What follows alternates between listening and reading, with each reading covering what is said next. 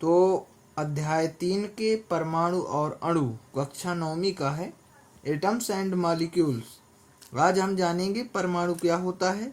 तो परमाणु पदार्थ का सबसे छोटा कण ही परमाणु कहलाता है। परमाणु इतना छोटा होता है कि हम उसे अपनी नग्न आंखों से नहीं देख सकते हैं। तो परमाणु की संरचना गोलाकार फव्वारे जैसी होती है, जिसमें कुछ कक्षाएं होती हैं, कुछ इस प्रकार से कक्षाएं होती हैं और बीच में केंद्र होता है, जिनको हम क्या कहते हैं, नाभिक कहते हैं। नाभिक या केंद्र कहते हैं।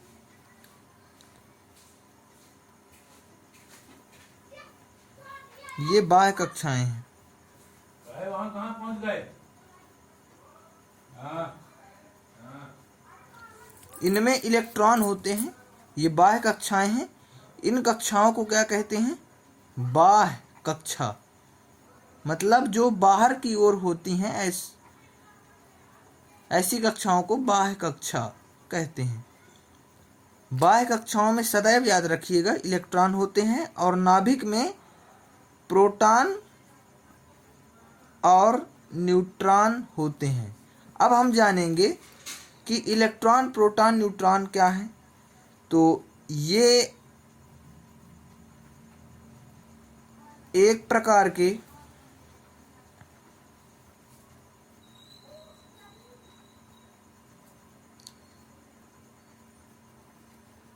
आवेशित कण कहलाते हैं। आवेशित कण कहलाते हैं। तो आवेश क्या है? आवेश का मतलब होता है चार्ज। आवेश का मतलब होता है चार्ज। इंग्लिश में हम चार्ज कहते हैं। मतलब जिसमें कोई ना कोई आवेश हो, चार्ज हो, वह कण आवेशित कण कहलाते हैं। तो इलेक्ट्रॉन में कैसा आवेश होता है? पहला नंबर इलेक्ट्रॉन। इलेक्ट्रॉन में इलेक्ट्रॉन को हम शॉर्ट माने सांकेतिक रूप में ई से जानते हैं, स्मॉल ई से। इलेक्ट्रॉन में ऋणावेश होता है। ऋणावेश होता है इलेक्ट्रॉन में। 2 नंबर में प्रोटॉन है। प्रोटॉन है। इसका सांकेतिक रूप P होता है। ये धनावेशित कण होता है। ये क्या होता है? धनावेशित कण होता है। और तीसरे नंबर में जो मैं बताया, न्यूट्रॉन। न्यूट्रॉन, इसमें इसका सांकेतिक रूप N कहलाता है और ये शून्यावेश होता है। मतलब इसमें कोई चार्ज नहीं होता है।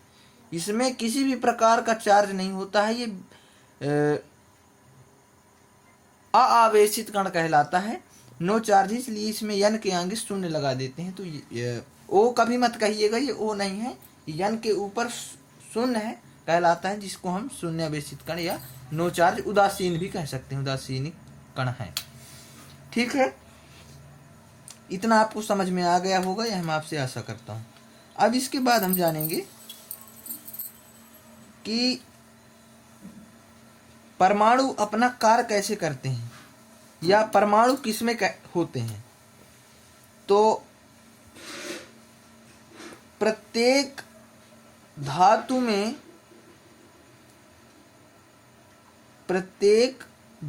में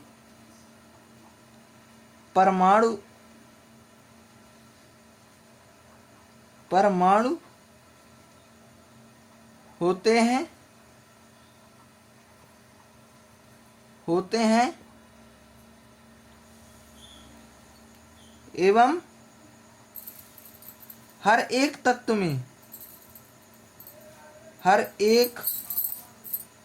तत्व में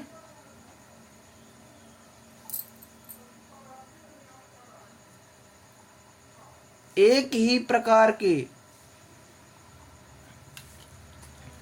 प्रकार के परमाणु होते हैं। मतलब जैसे तत्व में हम ले लिए सोडियम,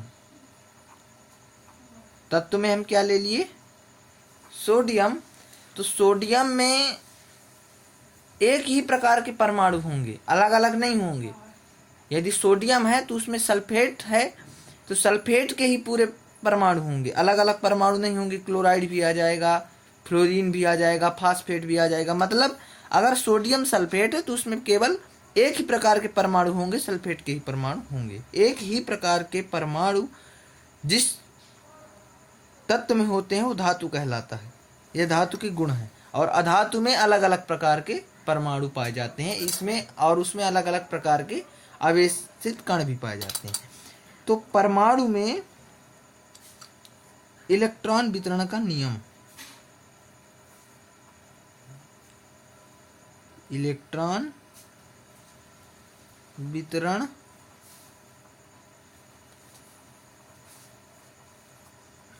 का नियम। तो इलेक्ट्रॉन वितरण का नियम क्या है? जैसे मैं बताया कि ये परमाणु की संरचना है। बाह्य कक्षाओं में इलेक्ट्रॉन होते हैं, नाभिक में प्रोटॉन, धनावेशित न्यूट्रॉन, शून्यावेशित कण होता है नाभिक में, केंद्रक में, है ना।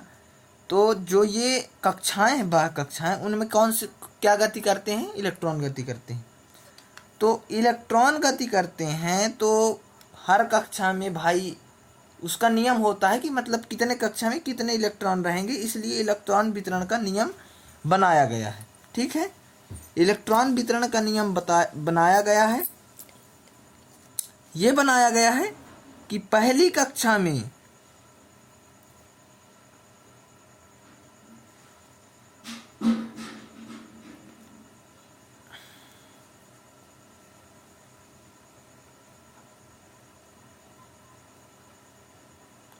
उसका नियम ये बनाया गया है कि पहली कक्षा में कितने परमाणु कितने इलेक्ट्रॉन रहेंगे? 2। पहली कक्षा में कितने इलेक्ट्रॉन रहेंगे? 2। दूसरी कक्षा में कितने इलेक्ट्रॉन रहेंगे? 8। दूसरी कक्षा में कितने रहेंगे? 8 इलेक्ट्रॉन रहेंगे। तीसरी कक्षा में कितने इलेक्ट्रॉन रहेंगे? 2, 8, 8। फिर से 8 ही इलेक्ट्रॉन तीसरी कक्षा में भी रहेंगे।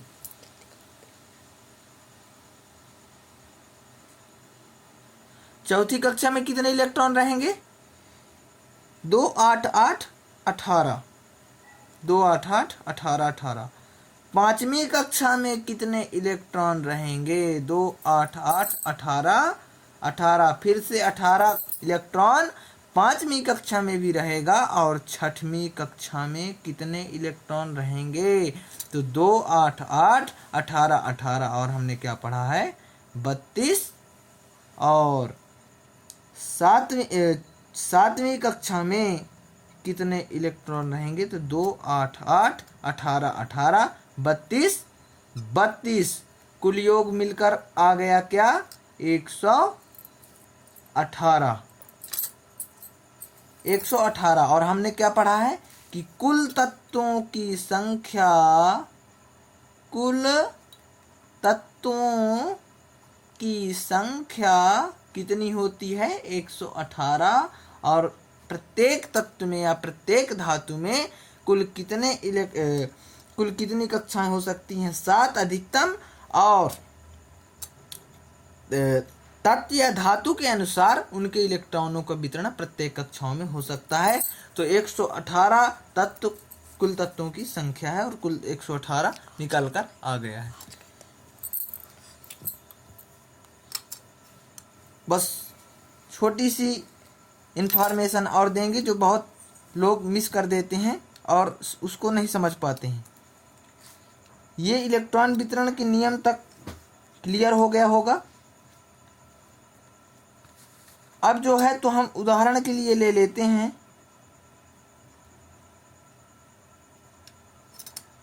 सोडियम।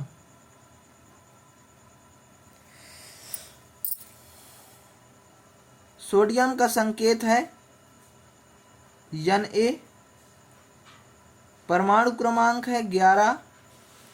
अब जब हम इलेक्ट्रॉनिक विन्यास करेंगे तो कई लोग इलेक्ट्रॉनिक विन्यास में क्या कर देते हैं गड़बड़ी, कि जहाँ पे जिस कक्षा में जितने इलेक्ट्रॉन रखने चाहिए उतने इलेक्ट्रॉन न रख के आगे पीछे कर देते हैं। ये हो जाती है गलती। तो आज आप जान लीजिए कि किसी भी धातु का, तत्व का जब भी कभी इलेक्ट्रॉन वितरण करना हो, इलेक्ट्रॉनिक विन्यास करना हो, तो कैसे करेंगे भाई? सीधे से सोडियम का यानी होता है संकेत, ठीक है, इसको हम निकनेम भी कह सकते हैं। और 11 होता है क्या? परमाणु क्रमांक, जिसको हम क्या बोलते हैं? Atomic number. Atomic number, atomic number 11 होता है। तो 11, अब देखिए पहली कक्षा में मैंने क्या बोला था? इलेक्ट्रॉनिक वितरण का नियम 2। 11 होता है क्या? सोडियम का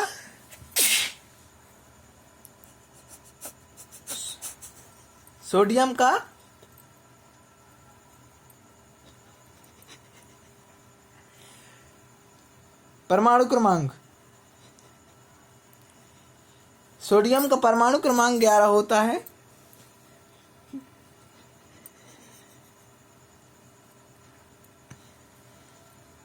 पहली कक्षा में 2 परमाणु, पहली कक्षा में 2 इलेक्ट्रॉन और दूसरी कक्षा में 8। परमाणु क्रमांक 11, 2, 8,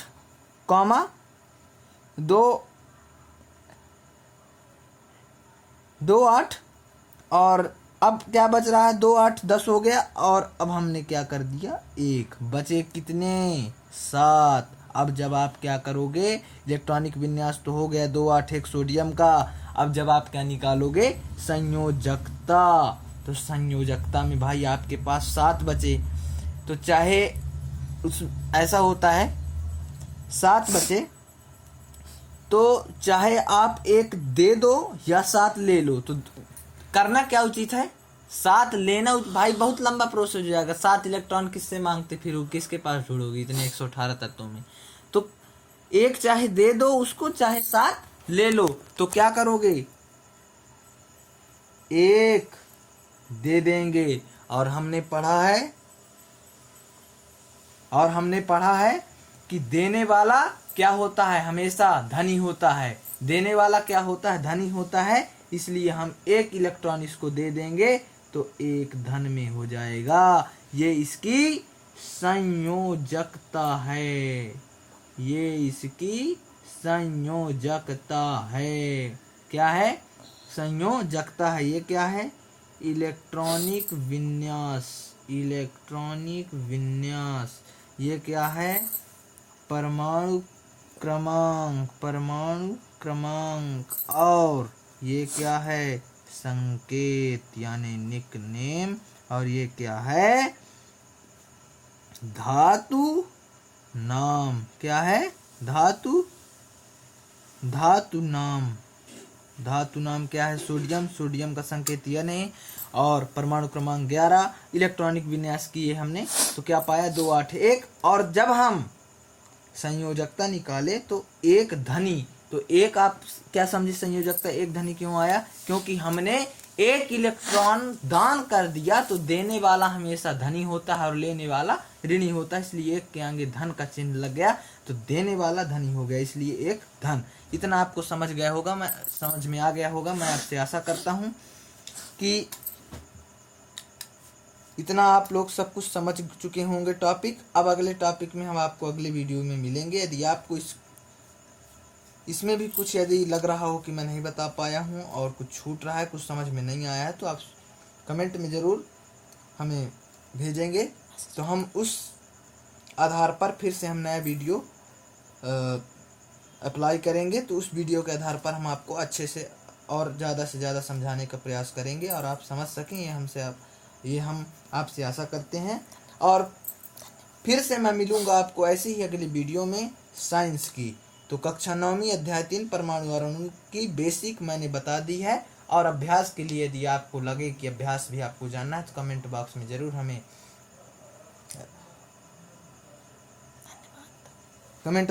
भेजेंगे। तो हम उस आधार पर वीडियो आपके लिए नया बनाएंगे। और ऐसी ही अगली वीडियो में मैं आपसे मिलता हूँ। धन्यवाद। जय हिंद।